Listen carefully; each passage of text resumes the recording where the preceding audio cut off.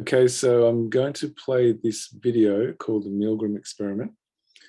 So if you're not familiar with it, it'll become really obvious as to why it's so important, especially with today's situation of how easily people have just capitulated and given in and just done what they're told. And we're all suffering for that, as we can tell. And then I'm going to link it in with the actual structure that we live under, right? Where you have a head of state, so in America, that's the president. Here in Australia, we have the monarchy system, so that would be the monarch, the three branches of the government, and then why we the people are below, and how that is very relevant to this Milgram experiment, how the two are connected. So let me get back to the actual video. Yeah, I hit the wrong thing then. I was meant to hit share. Get back to the video and give it a play, and then I'll tie it all together. A decade earlier, psychologist Stanley Milgram had also looked at how we respond to authority. In order to understand how people were induced to obey unjust regimes and participate in atrocities such as the Holocaust, he set up an experiment. Volunteers were told they were taking part in scientific research to improve memory. Could you open those and tell me which of you is which, please? Separated by a screen, the teacher would ask the learner questions in a word game and administer an electric shock when the answer was incorrect. He was told to increase the voltage with each wrong answer. Cloud, horse, rock, house. Answer. Wrong. 150 volts. Answer, horse. Experiment, that's all. Get me out of here. Get me out of here, please. Continue, please. Go right on. Let me out. The experiment requires you continue, teacher. Please continue. Participants didn't know that the learner was really an actor and the so-called shocks harmless. You're going to get a shot. 180 volts. I can't stand the pain. Get me out of here. Can't stand it. I'm not going to kill that man. Eh? I mean, who's going to take the responsibility if anything happens to that gentleman? I'm responsible for anything that happens here. Continue, please. All right, next one. Slow. Walk, dance, trot, music.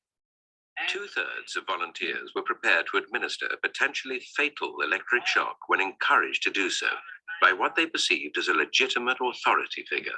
In this case, a man in a white coat. 375 volts. I think something's happened to that fellow in there. I don't get no answer. He was hollering with less voltage. Can't you check in to see if he's all right, please? So as you can see, right, that's his conscience, right? It's jumping out of his skin. So, you know, this is our natural state, that we actually are really concerned about each other and we're not there to harm each other, yet something comes to override it. And so this is really important, and it's very parallel to what the police are doing, right? And what they've been doing, except now it's really obvious. So there's a big parallel here, right? So on a deeper level, each of those men and women who wear that costume, they would know what they're doing isn't okay, yet something overrides it. So let's carry on. Milgram's findings horrified America.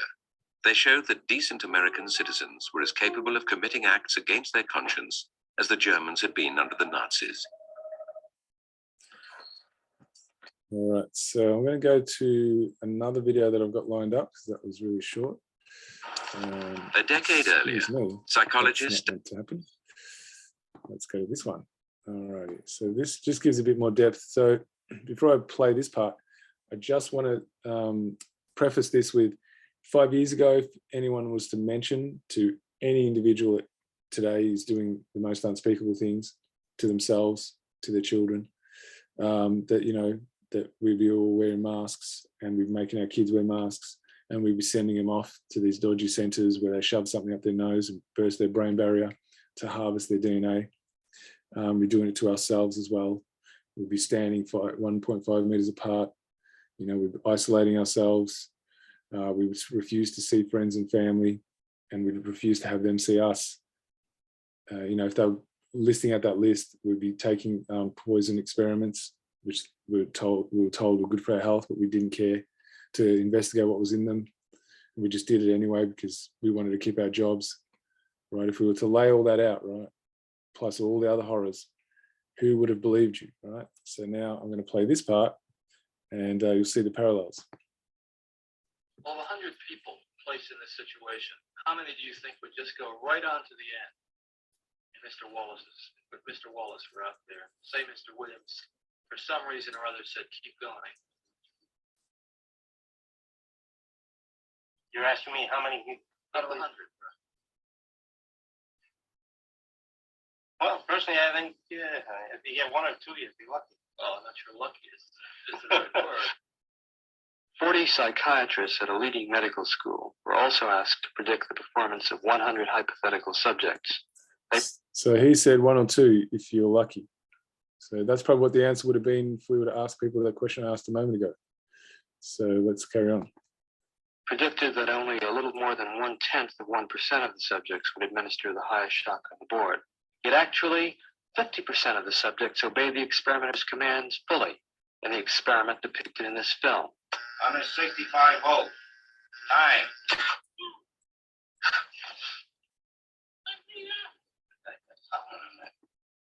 So you can see he's really agitated. Right? It's really bothering him that he's actually doing this to another living sentient being. Yet he carries on. So what is it that stops him from acting on conscience fully and just going, no, I'm not doing this? I mean, why would, as soon as he knew what the actual experiment was, why did he carry on and do it anyway? They're the questions, right? And why did every single one of these guys do it? So can you see the parallels that I'm trying to draw here as to what's happening today? Because today is another kind of experiment. It's to see how far we are willing to tear each other apart. And what are the conditions required for us to keep doing it?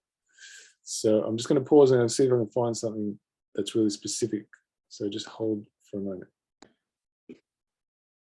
Okay, so I found another video on it that talks about the actual prompts that were given to the teachers to make sure, to see if they would actually go ahead and do it.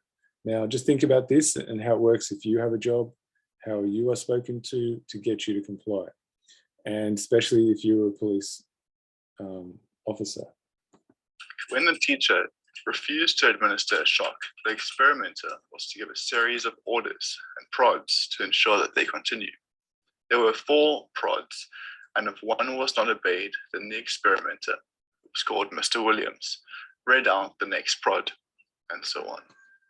The 4 prods were, firstly, please continue. Secondly, the experiment requires you to continue. 3, it is absolutely essential you continue. 4, you have no other choice but to continue. Okay, so the third one's absolutely essential, you continue, right? And then they've got the fail-safe, you have no choice. So as soon as people believe they don't have a choice, that's when they do the unthinkable. So that's why that is put in there. You are removing the responsibility for choice. And that's how it's done. So that's why these police all do what they do, because they have removed that responsibility for the choices they're making from themselves. Yeah. So let me pause it just so I can get to the end and you can hear what the actual results were of the experiment. All right, here we go. This is in real time as they recorded it, the abdication of responsibility. Here we go. Was moon paint. Something's happened to that man in it. You better check in on him, sir. He won't answer me or nothing. Please continue. Go on, please. You accept all the responsibility? The responsibility is mine, correct. Please go on. Brave, woman, soldier, dog, horse. Answer is woman, 450 volts. That's 450 volts at the top end, right? Now continue using the last switch on the board, please. The 450 switch for each wrong answer. Continue. I'm not getting no answer. Please continue. The next word is white. You think you should look in on him, please? Not once we've started the Well, experiment. what if something's happened to the man, had an attack or something like that? The experiment requires that we continue. Go on, please. Don't demands help mean anything? Whether the learner likes it or not, we But must. he might be dead in there. I mean, some people can't take the shock, sir. Please I continue. don't have to be rude, but I mean, I think you should look in on him. But then all you gotta do is look at the door. I don't get no. So you hear what he said? I don't mean to be rude. So he's still playing on that thing about politeness, right? He's doing it to be polite. So being polite also has a lot to do with this. Lots. It's got a lot to account for, that whole idea of politeness, because he's just exposed that that's what is important to him. Now, how did that become important to him? Was it not coached to him by every cue that he grew up with in the society and what they value? It's a society that plays through self-contradictory rules. Anyway, let's see. No answer, no noise. Something I think has happened to the gentleman in that sense. We must continue. Go on, please. You're gonna keep giving what, 450 volts every shot now? That's correct. Continue. The next word is white. White, 450 volts. Next one is short. Sentence, movie, skirt, time. All right, excuse me, teacher. We'll have to discontinue the experiment. I'd like to ask you a few questions, if I may. How do you feel? I feel all right, but I don't like what's happened to that ball in there. He's been howling and we had to keep giving him shots. I didn't like that one bit. I mean, he wanted to get out and he just kept going, kept throwing 450 volts. I didn't like that. He wouldn't even look at him, that gentleman. Well, who was actually pushing the switch? I was. But he kept insisting. I told him no, but he said, he got to keep going. I told him it's time we stopped when we got up to 195, 210 volts. Why didn't you just stop? He wouldn't let me. I wanted to stop. Many people know. Did you hear that? He said he wouldn't let me. But did he? Did he not let him? Was that really what happened? Or did he just give him some verbal commands? See, that man believed he didn't have a choice. That's what really was happening here. Not that he wasn't allowed to. It's just his belief that he had no choice. That's how easily it's done. Now, you compare that with the situation that we've been under for years and we've been coached through, and then the crescendo we're in right now. It all stems from that idea that we don't have a choice, that we must do it, we have to. All those language words that have been programmed into us that confine our consciousness, contract it, they've been done on purpose. So let's listen to the end about the results. Not knowing much about the experiment, claim that subjects who go to the end of the board are sadistic. Nothing could be more foolish as an overall characterization of these persons. The context of their action must always be considered. The individual, upon entering the laboratory, becomes integrated into a situation that carries its own momentum. The results, as I observe them in the laboratory, are disturbing. They raise the possibility that human nature cannot be counted on to insulate men from brutality and inhumane treatment at the direction of malevolent authority. A substantial proportion of people do what they are told to do, irrespective of the content of the act and without limitations of conscience, so long as they perceive that the command comes from a legitimate authority. If in this study, an anonymous experimenter could successfully command adults to subdue a 50-year-old man and force on him painful electric shocks against his protests, one can only wonder what government, with its vastly greater authority and prestige, can command of its subjects. All right, I'm going to leave it there and I'm going to come back and I'm going to give it some more depth. So leave that one there.